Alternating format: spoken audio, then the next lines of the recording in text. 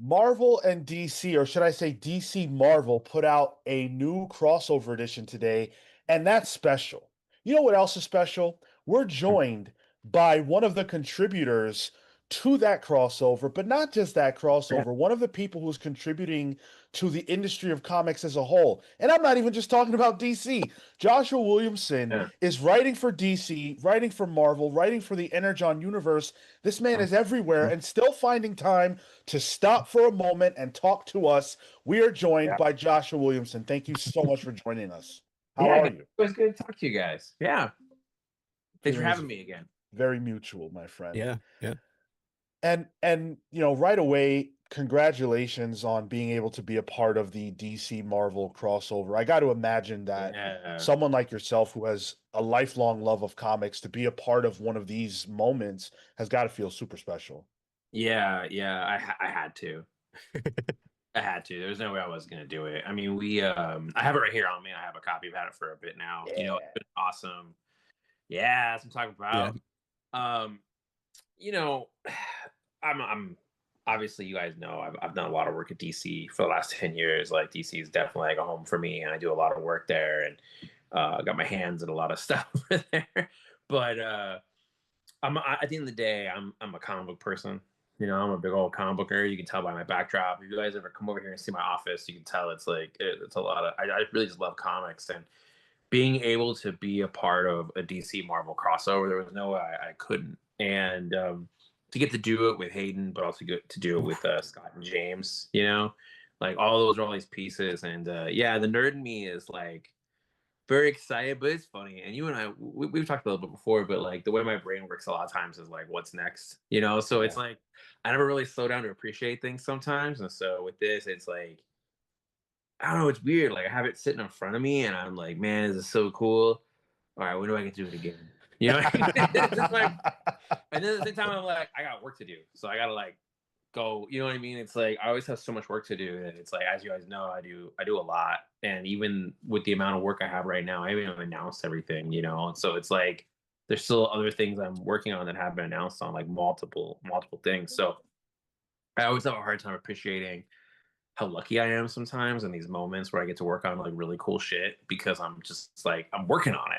Like I don't get to slow down every once in a while. But with this being able to work on this one, it was just really fun. It was really fun to write these characters together. I honestly could do it again. Like that's the thing. It was like I could do Yeah. more of this. It was cool, and we had a lot of ideas for what we wanted to do. We talked about a lot of different ideas we wanted to do. Go ahead, you had a question? Go ahead. Yeah, were the ideas Constantine and Doctor Strange, like what the ideas are there, or the ideas were like, oh, I could do any combination of characters? Other combinations. Oh, wow. There Okay. were some parameters, there were parameters. You get two companies like this, and there's lawyers involved, there's all kinds of stuff, and there's obviously different there were moving pieces. They're moving pieces. And there was a couple other ones we had talked about. There was another one that I really wanted to do. I'm not gonna say what it is, but there was another crossover I wanted to do. And then it was like, well, I forget. It was funny. It was like I think because you had me, Scott, and James. And I think at one point I was like, "Oh, what if we did Swamp Thing and Doc and Ghost Rider?" That was one because that was this thing of like, well, it was funny because like Scott has only written for Marvel once or twice, like 15 years ago. Yeah. James has only written for Marvel once on like a Wolverine special, and I say Wolverine's the S because it was after he had died, so it was in that window where there Oh, was sure. Wolverine's thing. I've actually done more for Marvel than those guys. I did a bunch of what ifs. I did Illuminati. I worked on Mansion. I did some one shots and stuff. So it's like I've done a Yeah. little more than them. So there was this debate of like, oh man, what's a once in a lifetime opportunity? Which is really what I think all three of us saw is like, you know, uh, when do you get to say you do this again? You know what I mean? It's like you say a moment of history, and so Yeah. it was like, okay, what are we gonna do? And then I forget if it was James because James and I talk. It's funny. I talk to both of them almost every day. But obviously, James, we're all busy in different ways. But there was a moment where we were talking through some stuff, and I think Scott was kind of like, "Well, I want to write this character," and so I want to write this character, and but at the same time, we knew we only had 10 pages, so it's like it was funny. We had moments where it was like, let's have a two-page spread where every fucking character is fighting at the same time. It was like, let's go nuts. Let's do this. Let's do that. And we were like, we go on these, we start going on these rabbit holes and stuff, and then I was like, what if we did this thing? What if we did this thing? What if we did this with this? And we had some different stuff, and then I think James was the one that was like, well, we know that Grant's gonna be Grant.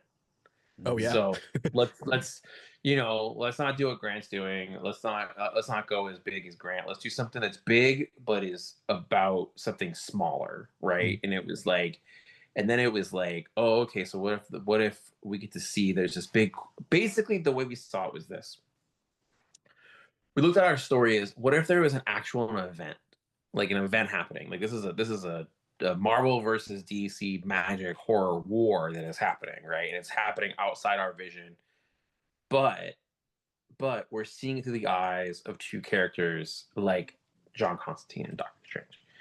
And we were like, all right, let's do that. And then it's a bit more of a character piece about the differences between the two worlds, the differences in how they've done magic and they've done horror, which actually led some interesting conversations between us. And then we just had like, then we just started going. And then we found out Hayden was going to do it. And we knew Hayden was going to kill it. So we were good to go. You just found out they were going to do it? Because that's a huge get for something like this. Yeah. Hayden is really talented and also really busy, and so we weren't really sure. And then it worked out. And Hayden is also like, Dan Mora is really fast. Hayden is really fast too, because Hayden also did Superman 33 that comes out in December, which is the Lex Luthor versus Demon fight. I was actually looking at that. That's why I was a minute late, because I was looking at it again before it goes to print. And that issue is bonkers. Like, yeah, Lex and the Demon, they really like. It was funny because that's one thing that's been really fun about KO, and it's the nerdy part of my brain has been like, how do these characters actually fight? How do they beat each other? Right. Like trying to figure out new ways and things never seen before. And then if you argue something you've seen before, acknowledge that and how you're doing it different.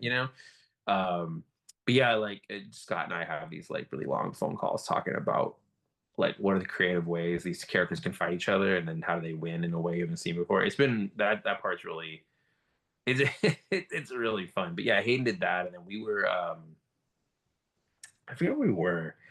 I'm not actually sure. I think it was a thing of like they had a list. I mean, everybody wanted to work on this. Let's just talk about that for a minute. Like everyone wanted, right? So I remember when it got announced, Marie was telling me like her phone was just blowing up because she edited it.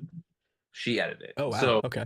So she was like getting, every single comic creator come out of the woodwork being like, I want to be in that. I want to be in that. I want to be in that. And so there was less, people like Hayden who are these like amazing artists. Again, same thinking, like once in a lifetime opportunity. So it was like, all right, well, we're going to find a place for Hayden. And then we were like, oh, Doctor Strange and John Constantine, Hayden.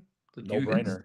No brainer. So yeah, I remember when they told me, at the time I wasn't aware how fast Hayden was. Really, I didn't know. I know now, but they were like, "Oh, it's gonna be Hayden." I was like, "How? How is Hayden have time?" And now I know. Yeah, they killed it, and like it's funny because I work with Dan Mora a lot, obviously with Superman and with Night Fight now, and we're almost done with Night Fight though. Like Night Fight's interesting. It's a really interesting beast, so we could talk about that too, but. We're working with Dan too, and just like Dan had to take a break for like a minute to go work on Batman Deadpool. So I was watching that as it was coming in too, and just being like, so nuts. Yeah. It's a book that makes me smile. That's my best review that I can give. Is that like when you're reading, you just like have to smile the whole time. So it's like, oh, this is fun. It's just cool. So I feel really lucky to have been able to do something like this, because it's funny, like when we were talking about it, I really was like, oh, this is my only opportunity to work for Marvel, because I'm never going to work for Marvel again. So, cut to New York Comic Con 2025. Yeah. Were you guys there? Were you there? Yeah, we were. Yeah. So were you guys surprised in the audience? Totally. I thought it was going to be a Bendis related announcement. I thought it was Bendis, and Bendis. I feel like Bendis is one of the goats. Like Mount Rushmore is in comics, but I also don't think Bendis is like a very backwards looking person, like in terms of like doing the same thing they've already done. So I don't know. We'll see. But I mean, anniversary stuff is one thing, but it's funny. I saw this clip somebody posted, and I feel like you're in it. Like I feel like somebody in the audience posted this thing online of them reacting to it, but they caught me on video when I was coming out from around the corner going on the stage. Yeah, that's when I saw you. Yeah. Dude, Sean, I swear you were in the shot. Yeah, because I was within those first like 4-ish rows. Yeah. Yeah. I think they caught your reaction, but I wasn't 100% sure it was you, but I'm like, I think that was him. So I was like, eh. But yeah, so you guys were surprised then. Yeah. Oh, dude, I was losing my shit because like Bendis would have been great, but it's like Joshua Williamson at Marvel almost doesn't even compute. And then it's Iron Man, a character who, you know, I love, but I feel like needs an injection of something really exciting. And when I think of you, I think of excitement. I mean, so that's perfect. Yeah. I thought we were getting a Haunted Mansion sequel, so I got excited for a second. But you know, Haunted Mansion, I would love to do more Haunted Mansion. I think about Haunted Mansion sometimes. You know, you and I are in the same boat there. Yeah. Yeah, I think about Haunted Mansion all the time, and I'm a, you know, I love the mythology of Disneyland in general. And I do think about Haunted Mansion sometimes, but no. Apparently, you think about Iron Man a lot of times. I think Iron Man a lot. I mean, Iron Man, I have a lot of Iron Man toys in my office. I mean, that was the thing. It was funny when I was talking to Marvel about it at one point. I was like, who told you guys? Like, who ratted me out? They know that Iron Man is like in my top 3 Marvel characters. Like, I have, you know, it's always that thing where it's like again, like I'm a big comic book nerd, and it's like, yeah, I've been in the DC space for the last 10 years, and I'm still in that space. Like, I'm not leaving Superman, and I'm not leaving the books I'm doing. I'm still doing the consulting work. I'm still working on the show running of events and the different things that I do when working with editorial and the creators. Like, I'm still going to keep doing all that. But you know, I've always kept a notebook of Marvel ideas, like of ideas that I've wanted to do, and Iron Man was always the most clear. It was always the most clear. Like, I know exactly what I want to do. And of friends who are close to me, they knew that. Like, they all knew. And I remember even talking to a buddy of mine back when they offered it to me, and he was like, oh shit, you know, like they knew. So yeah, like when that call came, when I got the email, I was like, I had to do some soul searching, to be honest. Not in the way because I wanted it so bad, but it was a matter of like, and you guys know this, like my time, I'm always working on a lot. So it's like, I add this to the schedule, but it was like, oh man, I love it so much. I love this character so much. How can I say no? You know, the thing to me, when it comes to you jumping over to do this project at Marvel is that it feels like you've become an architect in a lot of ways. It feels like you have the ability to take a look at what's happening at DC in this case and say, wow, that would be really cool. Can we do this? Can we, you know, I can think of something really fun with the Legion.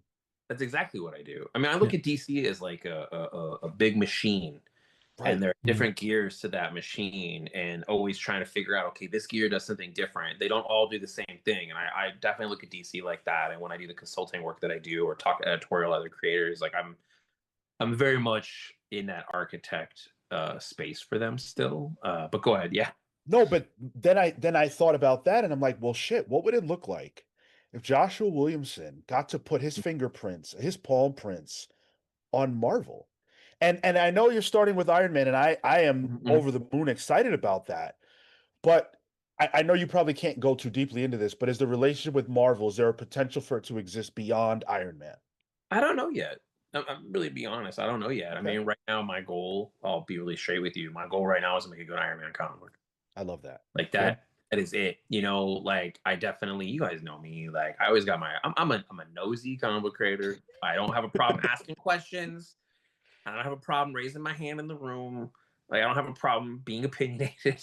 Like, good, yeah. You know, and so, or, you know, having my take on things and being supportive of people. Like, I love that space that I can be at. I mean, the fact that I do that not only with DC, but the Energized Universe and my friends and stuff, it's like, but when it comes to Marvel, it's different because I'm definitely the new kid in school.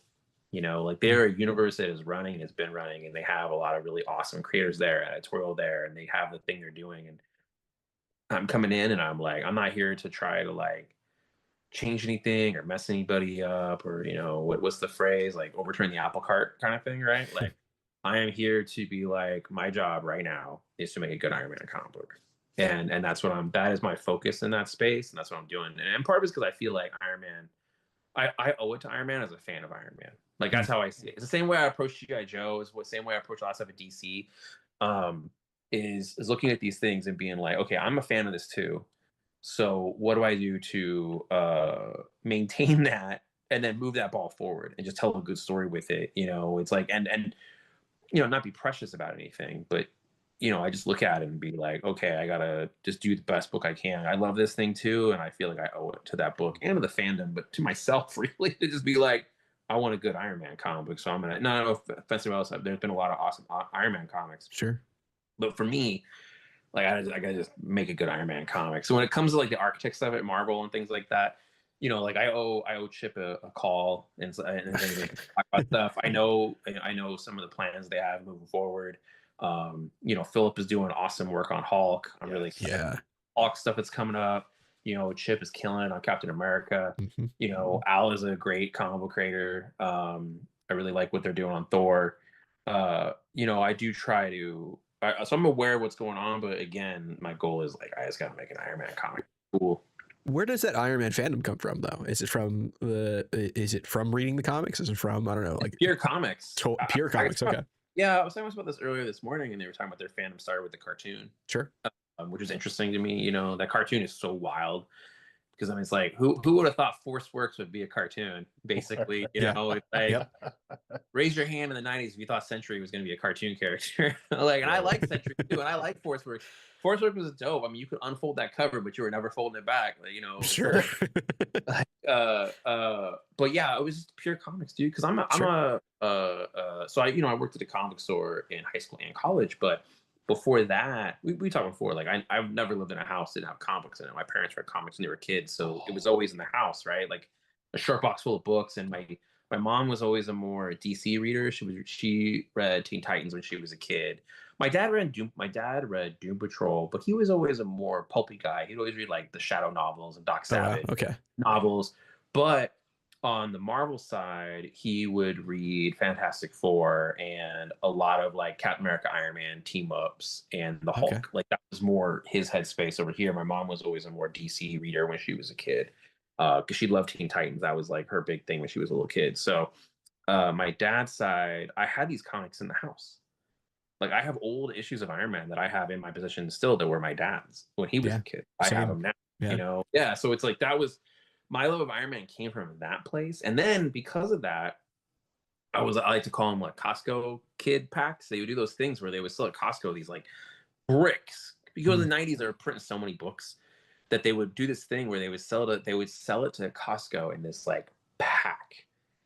And it would basically be everything they published that month for like $20. And so I would go to Costco and I would get the DC one and I'd get the Marvel one.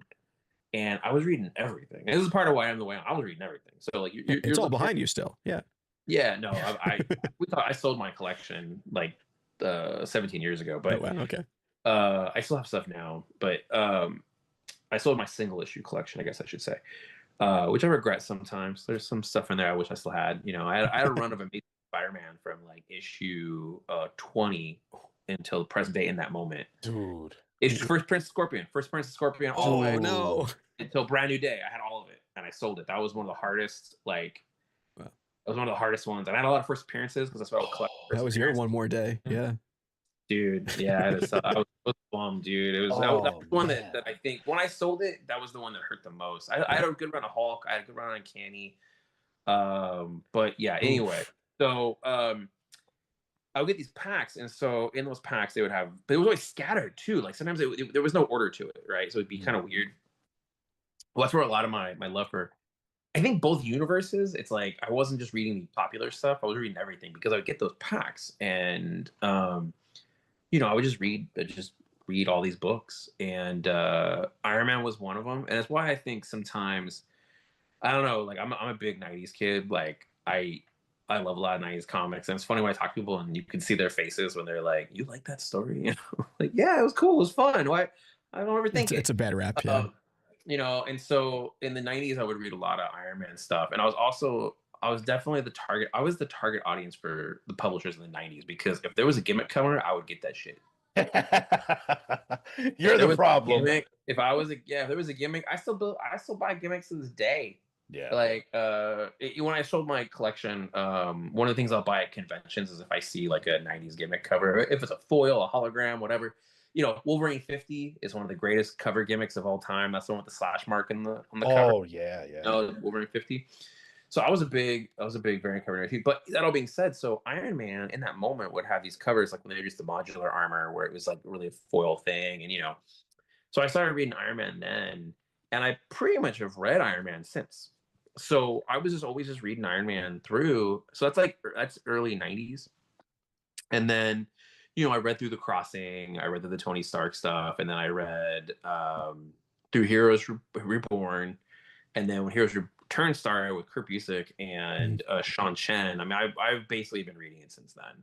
Like, you go through that, and then it was like you get that time period, and then it was like when Joe Quesada was writing it, and like just different people have written it, and like I was really excited when Bendis took over doing it with Marquez, and it's like I just been reading it pretty consistently. Like John Jackson Miller was doing some Iron Man in that same window, the thousands windows. Like I was just reading all of it, so it was like I just been always reading it. And I've always found Tony to be this really interesting, fun character, and then obviously you take his popularity in the world obviously blew up when the movie came out, and then it was like if I had one Iron Man toy, I was happy, and now I've got like a ton.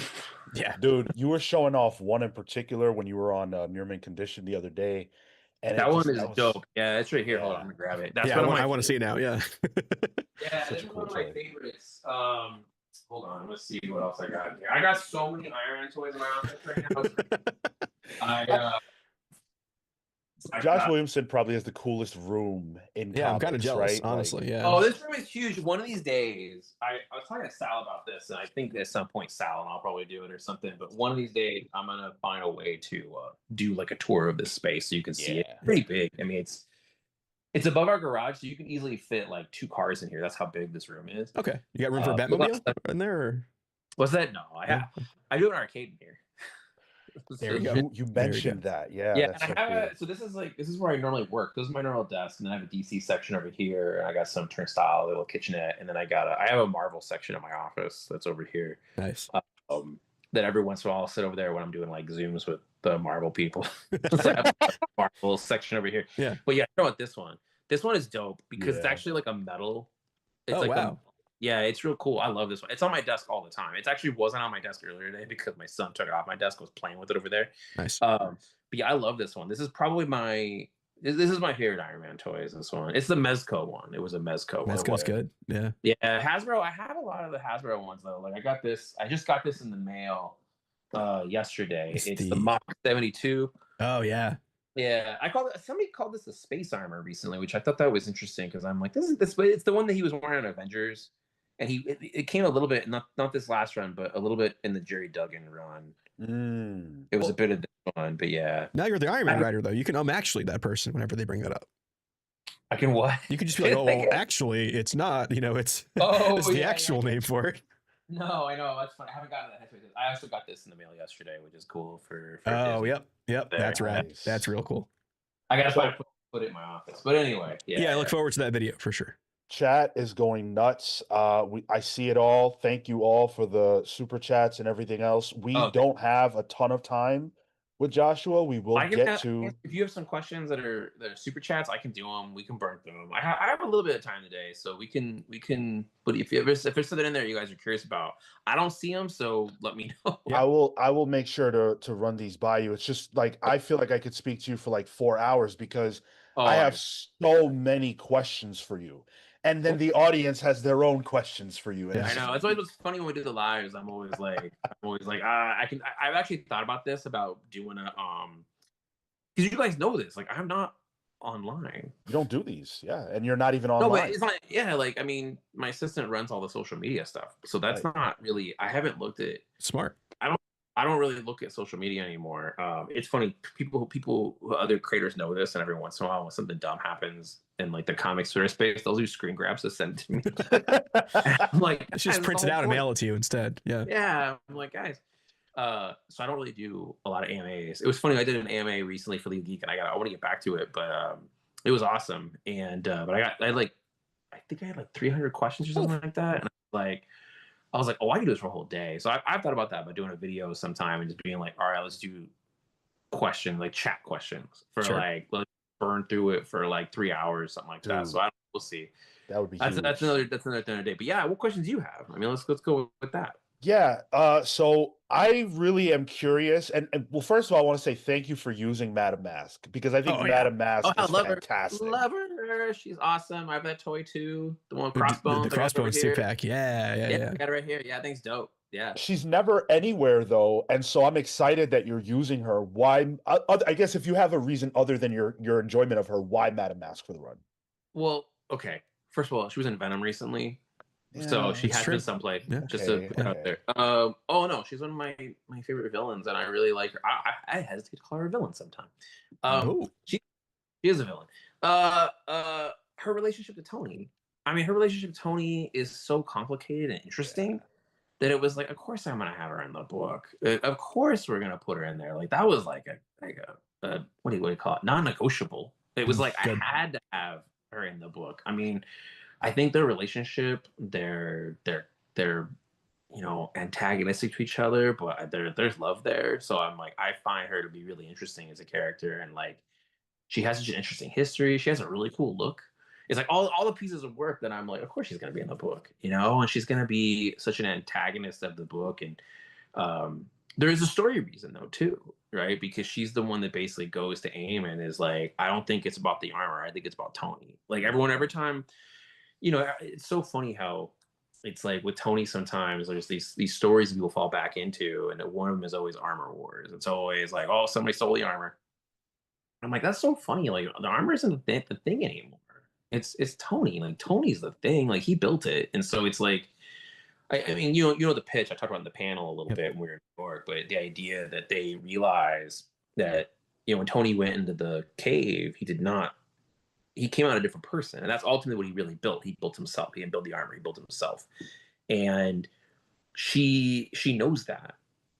We explore why she knows that, but she knows that one of the things that actually worries Tony is those two questions of like, if somebody else went through my experience, would they be a different person? Like, would they Mhm. have gone through my experience? Would they have come out there in a good person, or would they be a bad person? And then also Tony's like, I created this thing when I thought I was going to die. What would I create next time if I was going to die again? And I think all those pieces, Whitney knows that.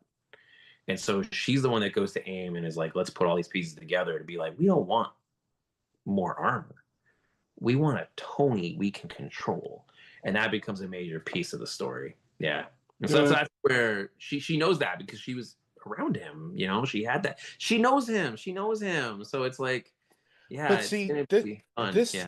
this is what excites me so much about the state of comics right now, is that you can have a Joshua Williamson who has a love for Iron Man and he gets to write Iron Man. And then you Yeah. get someone who knows the kind of history that can create an Iron Man story that stands the test of time. I feel like we're seeing that now with you on Superman, which I told you at New York Comic Con has been amazing. But Oh, I think thanks. about even stuff like, when Grant was on Batman and all the stuff that Grant pulled from him. It's Mhm. that depth of knowledge of the character that I think allows new fans, but also old fans to feel satisfied by the work because it's coming from a place of the same love you have Mhm. or excuse me, the same love that I have for Iron Man. Mhm. Not only do you have it, but you also have the chops to tell a story that is going to compel me. And that's Yeah. what's exciting about reading Oh, comics. thanks. I appreciate that. I mean, that's how I approach everything from that. I mean, you look at G.I. Joe 2, where it's like, I look at that, I go, all right, I love this. A lot of other people love it. I'm going to start there. I'm a big believer of like, you gotta know the rules before you break them. And I think Yeah. that's the thing about with these characters is you gotta know the character before you break them. I guess it's like, and you gotta come from a place of love, and then you kind of go from there. And I think if you do that, if you start there, you will connect with not only a new audience but the hardcore audience. And I think that's something I look at everything. I remember with GI Joe from the very beginning, I asked, I'm like, who are we aiming for? The people who love it or hardcore, or the new people? And they were like both. And I'm like, all right, let's do it. And that's how I approach all of it. And Iron Man is a big piece of that, where it's like, you know, I've read it all. I would not call myself an Iron Man expert. I'm willing to learn, and I'm doing research. I've been reading a lot of stuff about Iron Man and really digging deep and going back and looking at the stuff that I liked and rereading a lot of the books that I liked and going back and reading it kind of out of order too, not going from like just bouncing around a little bit. Um, but all of it comes from a place of like, I like this character. I like a certain version of this character too, I think. And so just starting there and going, man, and just being like, can I make a good Iron Man comic book? That's it. I hope you'll be willing to answer this question. Okay, go ahead. So, Tony Stark Mhm. in Civil War. Civil War is my favorite event. Dude, it's so funny. Civil War. Go on. Yeah, go on. Go Okay, yeah, go on, Sean. Do you feel when you read that? Did Mhm. you feel like he was out of character? Because I don't. I personally don't, but I really want to hear from somebody who has more knowledge about Iron Man. Do you think he was out of character? You know how many arguments I've had about this? Yes, bring We're it on the old here. forums Dude, on this topic. one of my best friends and I, we have had heated arguments about this. I actually owe him a text and a call. He and I have had some fucking just angry arguments about this. My answer is yes. He was Okay. a character. Okay. Like, Tony really believed he was doing the right thing. He really believed that he was doing the right thing, and I think it got out of hand. It got out of control. Because as much as I love Tony Stark, and I love him, I do. Like, he's a great character. I think he's one of the best, comic book character, one of the best Marvel characters. I think he also fits the role that I feel Marvel has of these like very flawed human characters. And I think he's a great example of that. I think Tony makes bad decisions sometimes, and that's it. But he's not doing it from a place of hate. I think he made. I haven't reread Civil War in a while. Maybe I'll change my opinion. It's been a long time since I read it. But the one thing that's been interesting about working on this book and kind of stepping back into the space, because I haven't stepped in the Marvel space in so long, has been reintroducing myself to the Marvel fandom. And I don't mean like me as a writer, but I mean like me looking at it from a fandom point of view, right? Like, Sure. I've been a Marvel reader for the last 10 years, right? And not knowing, I don't know some of the like hot button things. Right. Is what I'm saying to you. Like with DC, like I know I have a pretty good understanding of what's gonna like what people get excited about, Sure. for good and bad. With Marvel, it's like a learning experience. I'm learning some stuff. And so Civil War comes up all the time now. All the time now. Still, And I'm like, yeah. oh man, I gotta reread it, I guess. But it's so funny. years.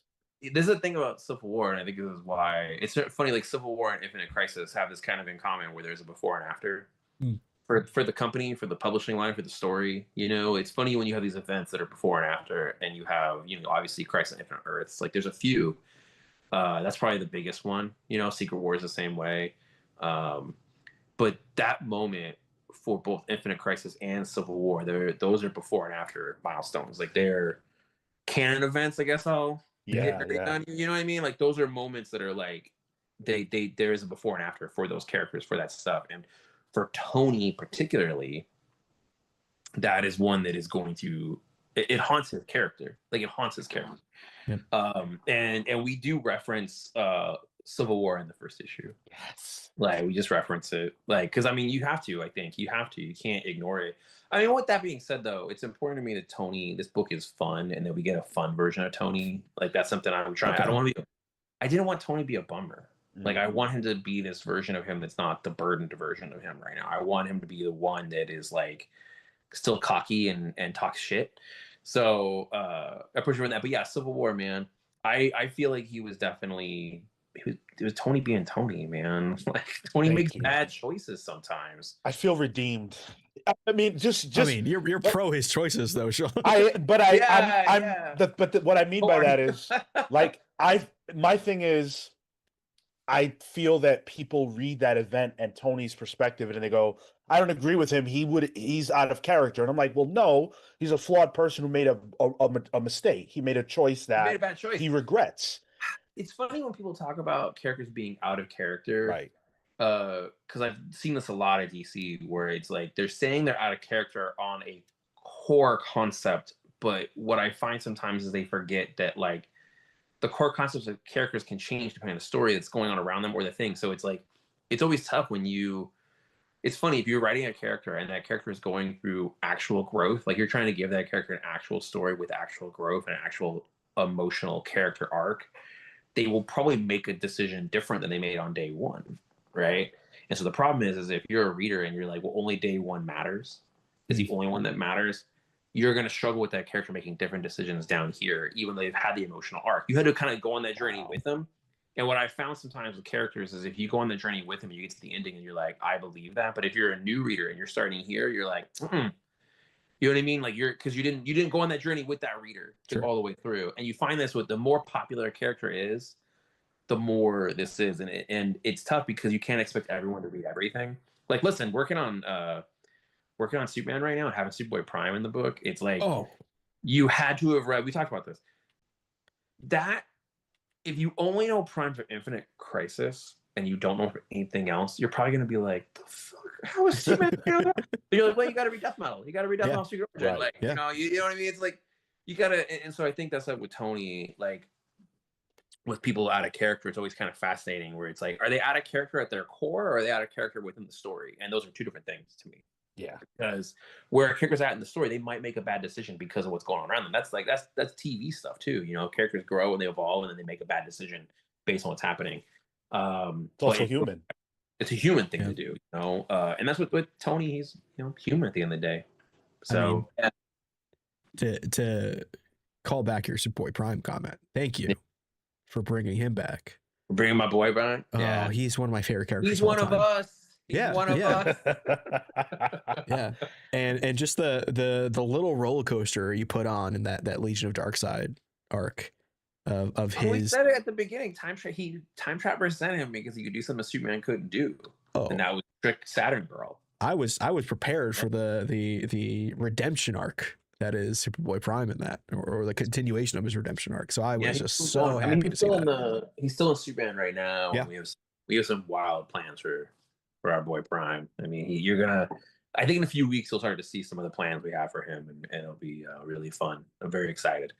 You know, I was reading for something I was doing. I was reading Greg Rucka, Liam Sharp, Nicola Scott's Wonder Woman from the Rebirth era. Yeah. And some of those issues have a picture of you from way back then, right? You've got no beard on your face. Yeah, the punch. Yeah, the punch. Yeah. And I'm looking at that picture knowing that I'm going to speak to you in 2 days. Yeah. And I'm like, wow, like I can see the passage of time, the way your career has grown. And I remember I first read you on Flash, and I'm like, wow, this guy, I like this. And then now you're on Superman, and it's like my top 3 favorite books at DC Comics, and you're just doing so many incredible things. How does it feel to look at the trajectory of your career and, all the great books you've gotten to write and the fans that you have made? I know you said you never get a chance to stop. You're like the Flash. You're always moving. Yeah. But if I could freeze you right now in this moment, how do you feel about what you've been able to do, the place you are at right now, and just how sort of incredible it all is? Oh, I'm really appreciative of it.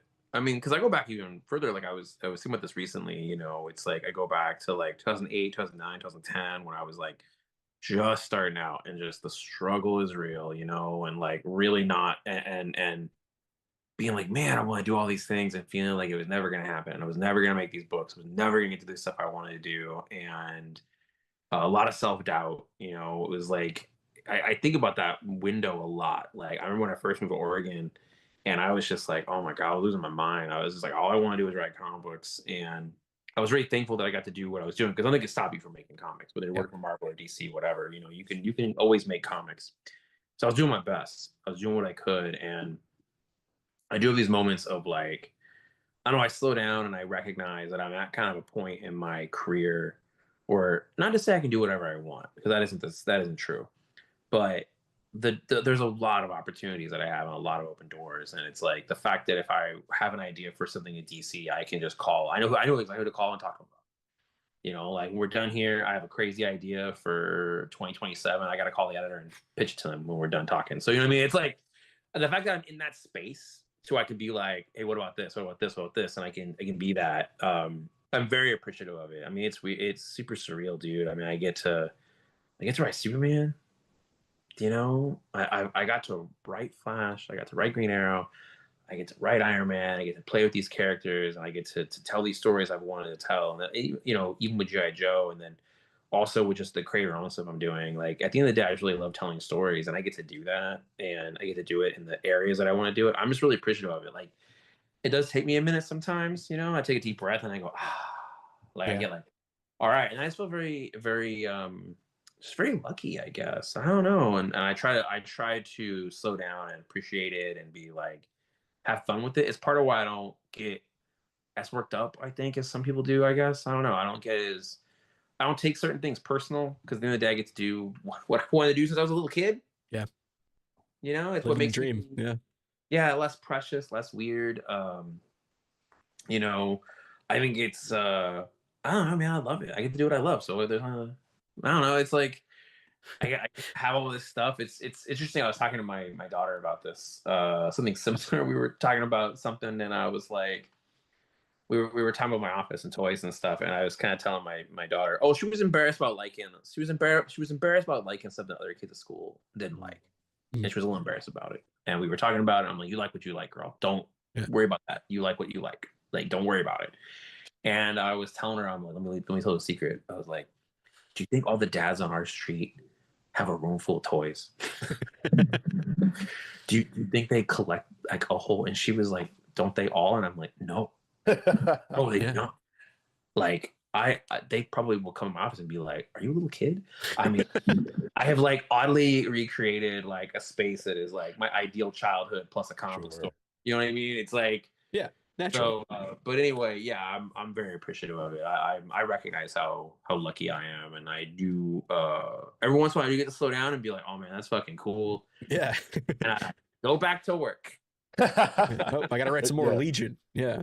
Yeah. Legion is easily the hardest thing I've ever written in my life. It's so tough. It's so hard. Can I just say, as somebody who's mostly a Marvel head, Legion is a blind spot for me.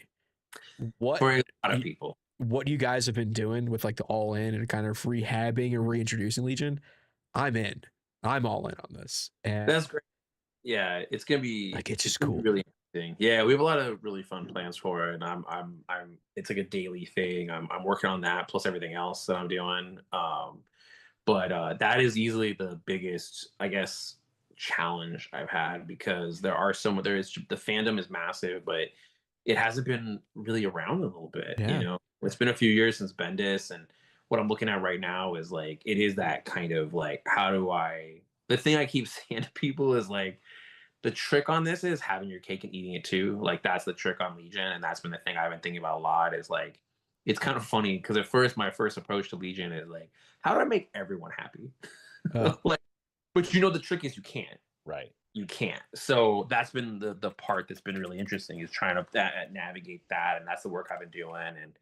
And I can't say who it is, but I've been talking to the artist on it. So it'll be interesting to see what people think about when we get there. But it's gonna be a minute. It's gonna be a minute. Yeah. So not everyone can be happy. So you Arm Fall Off Boy fans out there, maybe don't get too excited or. Oh, but you know how I am. Like, we'll figure out a way of bringing everything in. Yeah, like, yeah, sure.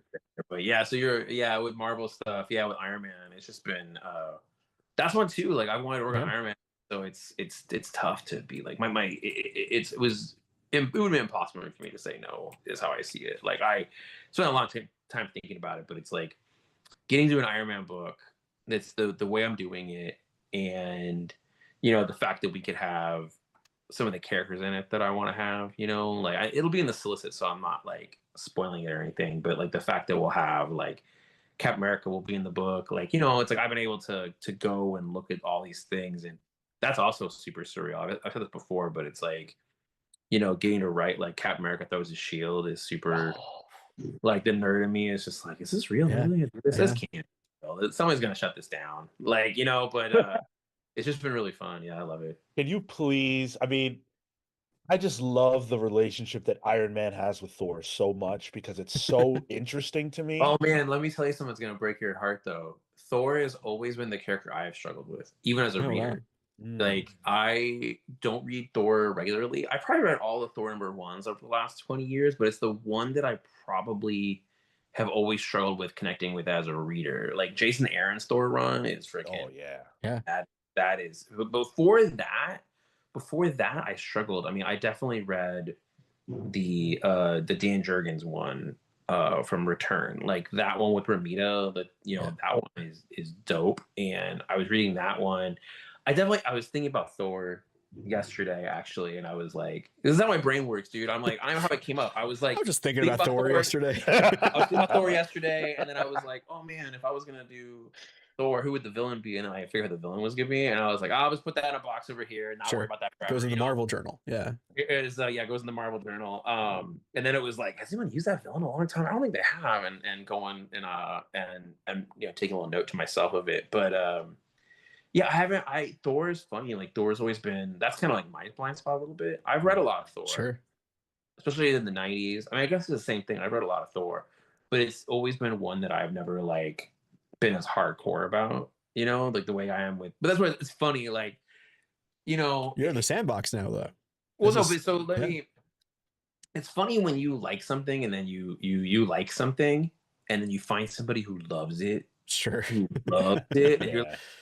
And you're like, do I even like this thing? Because of the comparison, you know what I mean? You're like, oh shit, Yeah. You're like, I don't. It's that weird thing where you're respectful of someone's like hardcore fandom, where you're like, oh, they are in it. That is not only a book they read, that is part of their identity. You know what I mean? Like, totally. You get those things like that. I mean, like I have a Batman tattoo, so it's like, it's one of those things you meet people and you're like, oh man. So that's where with Thor, where it's like, I always like Thor, but people who love Thor, they fucking love Thor. Oh yeah. Thor has shooters. Thor has people who go hard at the altar of Simonson. I remember one time. What year was this? I think it was 2019, maybe 2020. I think it was 2020. It was during the It was during the pandemic. I texted Donnie because I was like, we were texting about something, and I was like, "Do you ever get this?" Because we were talking about like that level of fandom where the question session about stuff, and I was like, "Do you ever get this on Thor stuff?" And then Donnie sent this text that was like, yeah," and then showed me the screen grabs of like the questions that Donnie would get asked about Thor stuff, and I was like, oh, it is like that. So every character has that. Every character has that thing where there's like people obsessed with it in different ways. But Thor is one I've always kind of struggled with. So I don't know about Thor in there. I have other guest stars. I mean, obviously Spider-Man. Like I have other guest stars I want to bring in for different things. We tease that Norman Osborn is going to be in the book. We tease that. Like we tease that Citizen V will be in the book. There's other Thunderbolts kind of connections we're playing with. It'll be it's a new person under the mask. So yeah, because I mean, if you're doing Thunderbolts, there's got to be some kind of secret. Sure, yeah, of course. Yeah. You got to have some kind of twist. So yeah, like I have a bunch of stuff I have planned in there, and then Carmen, man, like oh yeah, I'm excited for people to see the art. Like we've been showing preview pages of it, but we haven't showed too much. But yeah, she's having a blast. I've been a big fan of hers. Since she did Captain America, actually, I was a fan of her on Captain America. I was like, this is dope. She did extraordinary. She did amazing stuff on Captain Marvel. But she's been awesome. She's just killing it on this book, dude. Like I'm excited. I think we're gonna start showing more art this week. But yeah, dude, it's been really fun working on this book. You get Stegman on cover as well, right? Yeah, Stegman on covers. Yeah. I found out about that when I was at San Diego, I think, and I'm a big fan of Ryan's. I've known Ryan for a really long time, so I'm just really, I don't know. Ryan's dope, good dude. Yeah. We've only got a few minutes left, and we've got a bunch of super chats. Yeah, let's go to the super chats. We can hang out for a little bit. All right. Thank you so much for that, and thank you for to everybody who's listening. A whole bunch of you being very supportive in the chat. We see it all, so thank you. We'll start with Common Sense 499. Thank you so much. He says, Mr. Williamson, is there a reason Duke Thomas as Batman is not in Night Fight? I know he is not legally adopted by Bruce, but Duke became Batman. There will be a scene or two with Duke. That's the most I can tell you without getting into spoilers. Duke is always interesting to me. Like I will tell you this because like I talk with Scott all the time, obviously, and we talk at DC all the time. We are all aware that we need to do more with Duke. Like That's so good to hear. We're very like listen. I've had many a conversation about Duke, and where like we got to do something. Like something's got to change there in that space. With Night Fight, it was really so much about. And it's funny when I say this has been a debate I've had at DC for years of like when Bruce says his kids, who does he talk about? And I'm of the standpoint personally. I don't mean to belittle anybody when Bruce says kids, he's talking about all of them. not just the Robins. He's talking about Steph. He's talking about Cass. He's talking about Duke. Like, Of course. he has, in some way or another, has brought these all into his family, and I see them all that way. With this particular story, honestly, like, the biggest challenge I had with this one was, and we had a lot of debates on this with Night Fight, was that it's only 4 issues long. It's tied to an event, and each issue is only 20 pages. They're not 22. They're not 30. Like, because some of the one shots we're doing are 30. These are short, packed issues. And my initial impulse was like world building and bring in everything and do these world building, because each world is going to be different, right? Like, it's a different future, a different world, and then there's a debate on what's real or not, right? And originally, I wanted to do way more in that. Like, I wanted to be like, okay, we're in the Dick Grayson world. We're gonna show fucking everybody. Like, where is everybody in the Dick Grayson world? Where's Cass? Where's Steph? Where's everything? And then I got this call, and they're like, "Don't forget the fights." Like, the KO part of it. Yeah. And so that was the biggest challenge with that. So, but yes, Duke, I hear you. Duke has a couple of scenes. You will see Duke is around. There's not going to be a lot. I'm not going to lie to you and like get your hopes up, you know. But I do say at DC, they do talk about Duke. Like, we have many a conversation that ends up ultimately, because we do talk about like these characters that kind of get, it sucks when these characters get kind of like, I don't call them lost, but they get abandoned in some ways. And so we do talk about that. Like, we do, I will tell you this, it's on my mind. And I know the editorial definitely thinks about it too. So yeah, I'm sorry that Duke isn't always around and stuff, but I promise you there's definitely conversations about Duke. Toy Visuals, thanks for being a VI pal. Really appreciate that. Flo Dameron with 4.99 says Hayden Sherman's art is insane in that story. Excited for this interview, in reference to Batman Deadpool, a story you guys worked on. Luis says with the 20, I guess that's Russian. I don't know. No, it's Brazilian okay. money, whatever that is. Sorry. Luis Fernando from Brazil here. Good evening, pals. Mr. Williamson, Superman is my all-time favorite superhero. Thank you for giving him a new lease on life and putting him in the spotlight again. Big hug. Oh, thank you. I appreciate that. We have some the stuff we have planned for Superman. I mean, obviously he's a major part of DCKO, and DCKO is going to have a really big impact on DC next year. It's such a big impact that we're not going to be able to hide it. Like, it's not, you know what I mean? Like, the end of KO is going to impact what DC looks like next year. Can't wait. So there's no way we can hide it. It's going to be on covers. People are going to figure stuff out, you know. Sure. But I think they're gonna figure it out pretty soon. Yeah, we have some really cool Superman plans, and I'm very excited about all of them. So thank you. I really appreciate that. I love writing that book, so I'm just glad people like it. Atomic Hound with the 9.99. He's a big fan of yours, by the way. He says, Joshua, thanks for the many years of great comics, especially the most joyful Superman run in quite some time. Oh, thank you. Really looking forward to Legion, and we'll be checking out Iron Man 2. Awesome. Great. Yeah, thank you. And this is one of those like Legion fans, you know. So you want to know. All right, yeah. He's been reading him since before, like twice as long as I've been alive. Oh wow, yeah. At some point with Legion, I'm gonna have to do some kind of like very Legion centric interview or just thing, because I want to hear from some of the. I actually want to ask some Legion fans questions, because I'm curious about their take on things, and it's, you know, not just their take on stuff, but what they're thinking, and that's sometimes what they want. You know, it's like, I know what I want, but I do kind of want to get out there and hear from some more Legion fans. Like a Legionnaire Summit. Yeah. Okay. Hey, if we have any Legion fans in the chat, leave your thoughts, because we can relay them to Josh here now. Yeah, within reason.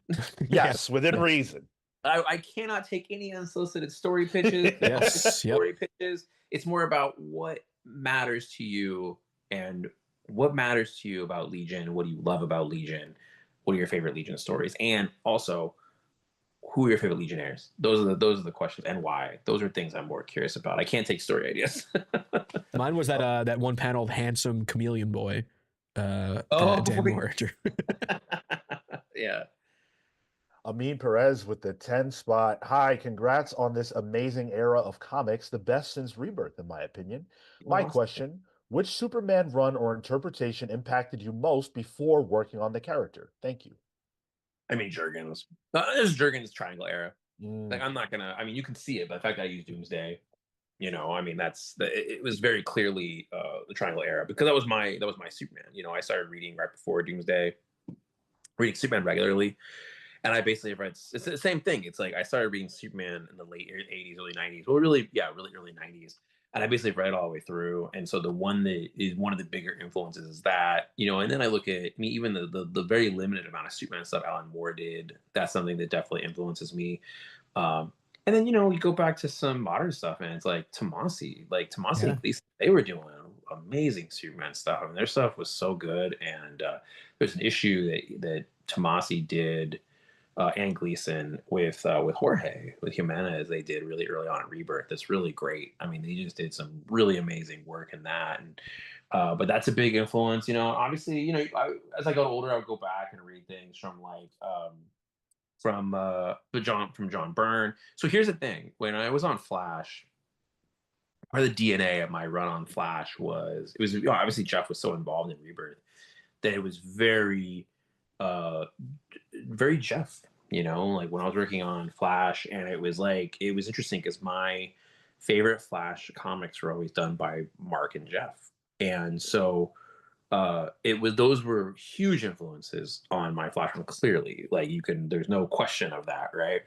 But when I started working on Superman, I thought about that, and I was like, I actually felt like that ended up ultimately limiting me in some places. Like, I was too precious to my own fandom in those moments. So when I started doing Superman, I made a note to myself at the very beginning, like in my notebook of like figuring stuff out, and I wrote, no Jeff, no Grant.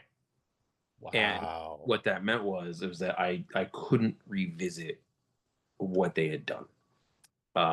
And that meant really trying to not look at All Star Superman. You know, it was like, not look at Solaris as a villain. You know, it was like, look at those pieces. And don't get me wrong, I had ideas for those things, but, and you can see it now, because like now I definitely started touching on some Jeff stuff because of Superboy Prime, and Yep. because of Three Worlds, and like really looking at those things. And but I made that rule. I was like, not gonna. And so that was it. So I was trying to, even the things that I would normally be influenced by, I was basically trying to push away from me for a moment and look at other things. And that's with that, it was like looking at the Triangle Era was easily the biggest influence on what I was planning for Superman. And then looking at, and this was something that Paul Kaminsky, the editor of it, he and I talked about a lot, was the animated series. You know, because we knew the book needed to have that kind of accessibility, that kind of tone. And that was a big part of it, was like making it feel accessible. And that was the animated series was a huge influence too. I mean, I can't imagine you're dissatisfied by that answer. That was an incredibly insightful answer. No. And thank you, Amin, for sending out the 5 channel memberships as well. Yeah. Oh, nice. Matt Fisher, 4.99 says, "Hi, you are amazing. Question: will we be getting more than one armor in your Iron Man story? Until Sean meets Emperor Doom, make mine the comics pals." Yeah. Yes, you will get more than one armor. Right now, the Mach 75 that we're playing with, there's some story stuff I can't really reveal yet about the armor, and some stuff about what's going on in Tony's head right now involving the armor, because I think it'll be spoilers for like Arc 2 stuff. Sure. But yeah, for sure, we'll definitely get more than one armor. That's part of the fun, I would assume, of writing Iron Man, right? Sure. Yeah. Yeah, for sure.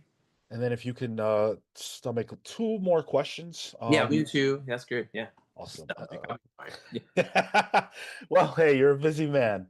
Thank you. Yeah. Common sense with the 4.99. Mr. Williamson, I want to say I really so appreciate how you wrote Bart Allen.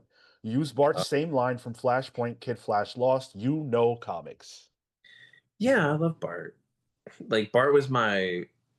Before, I feel like sometimes my love of the Flash family has changed by depending on how old I am, right? So it was when I was a little kid, Bart was introduced when I was a kid, and I was a very hyper kid. I had long hair like him. I had crazy, like that hair. I had that hair.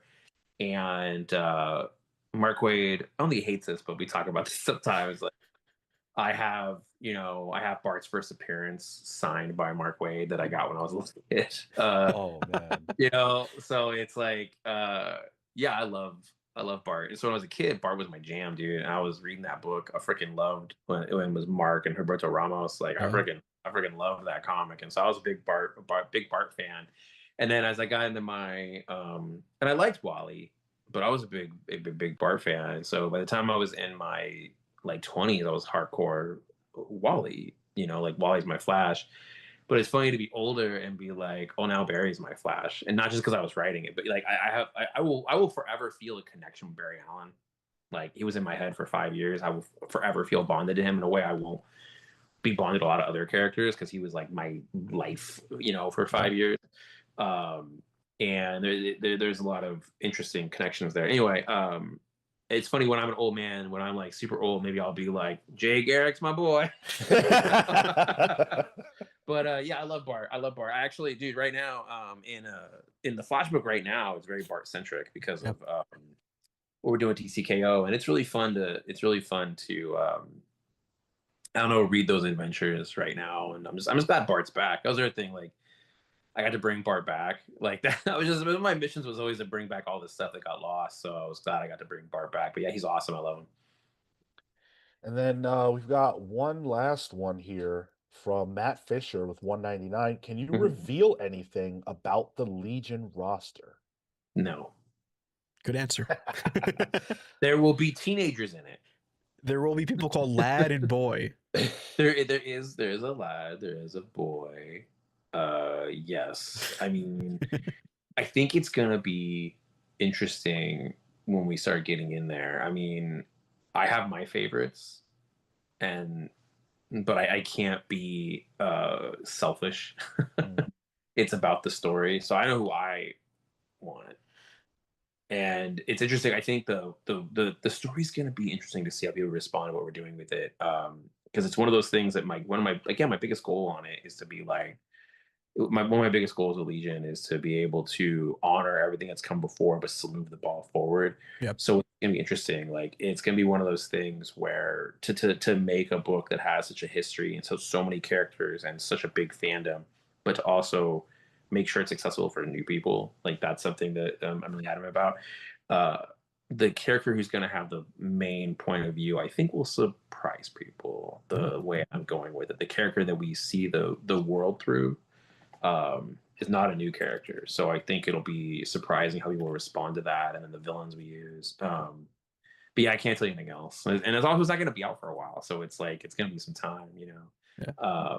But yeah, before we go, I mean, yeah, Iron Man. Do you have any Iron Man questions? That's more immediate. If you have any last second Iron Man questions, throw them in. I do actually. You guys. Yeah, I do. Tyler, you're a Marvel guy, right? Yeah, my thing with Iron Man, like, I'm hoping, you know, with Madam Mask being, being is one of the main villains of this, or antagonist rather, of this run you're coming up with. Do you have more of a goal to cement his rogues gallery? Because I feel like it's kind of been a little too loosey-goosey. Hell yes. Oh, thank God. No, I mean, like, you know, Blizzard is an issue 1. Oh, cool. Yeah. You know, there's a building. I don't know how to put this. You will see there is a gradual building plan for Tony's Rogues for a reason. We're going to introduce a new villain to him. That I'm very excited about. There'll be a kind of a gradual introduction of that character, but it was very important to me to be like, no, I want to use all his supervillains, like, because I think, you know, I don't want to have a thing where it was like, it was really important to me that Tony was not fighting people in business suits.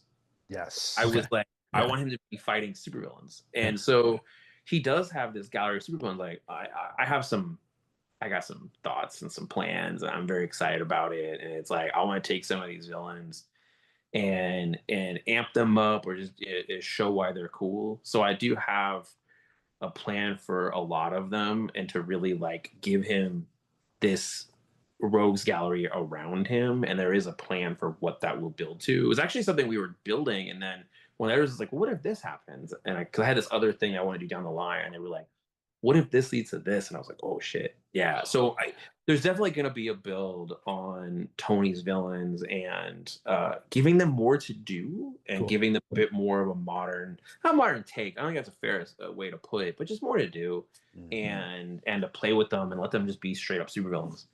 like, they'll still be how Marvel is, where it's like it's always more about the character behind the mask. Though I want to get into that too, but I didn't want to I don't know. I wanted to maybe he has some colorful supervillains, and I just want to play with them as supervillains.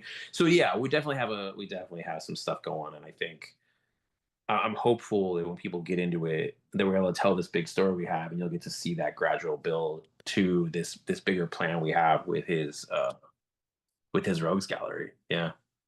David Harper from Sketched wants to know, will Stiltman be involved in your course he Iron Man does. run?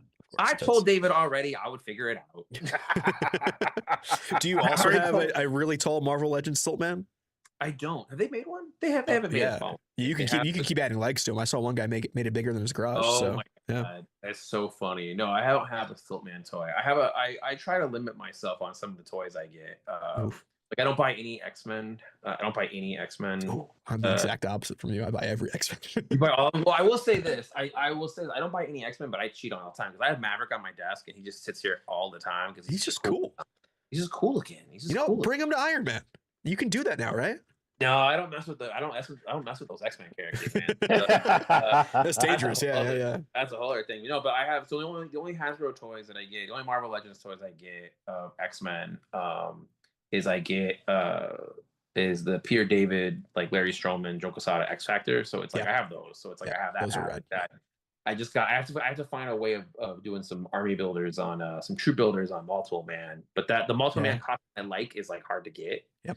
So it's unless I want to be dropping a bunch of money to buy a bunch of Multiple Men, I only have one. But so that's my one X-Men sheet is that particular X-Men. I have Multiple Man. Okay. Yeah.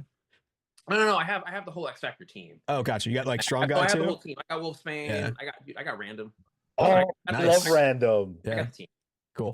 But there are times where I'll see something because I have Saber, so I break the rule every once in a while. So I have Sabretooth. I have a couple different Wolverines. Because Sabretooth is also such a cool ass design. But I got that one. I got this Maverick, like I said.